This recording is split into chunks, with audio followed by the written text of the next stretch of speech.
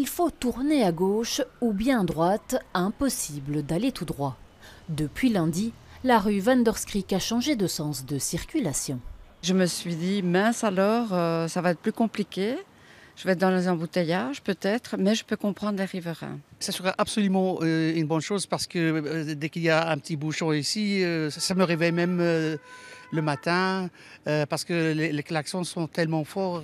Le panneau est pourtant clair, mais certains conducteurs sont encore distraits et se retrouvent coincés en plein milieu de la rue. C'est une route que j'emprunte quasi chaque jour et je ne savais pas que c'est maintenant dans l'autre sens. C'est en voyant le monsieur qui est en train de sortir, qui venait par là, je me dis c'est lui qui est en sens inverse. Vous n'avez pas vu le panneau sens interdit au début de la rue? Franchement, j'ai pas pris attention, par habitude. Un changement décidé en concertation avec les riverains pour éviter le trafic de transit. Une phase de test d'1 an est prévue.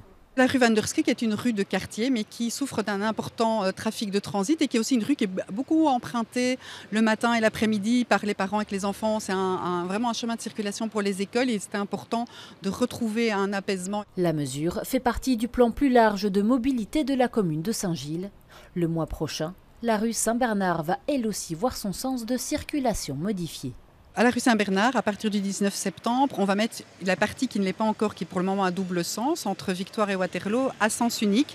Et on va aménager aussi pour apaiser le trafic de transit et permettre sur une partie d'avoir une vraie piste cyclable et que pour les piétons et les cyclistes, ce soit aussi plus apaisé. Si les résultats sont concluants, la commune demandera un permis d'urbanisme à la région bruxelloise pour un réaménagement définitif.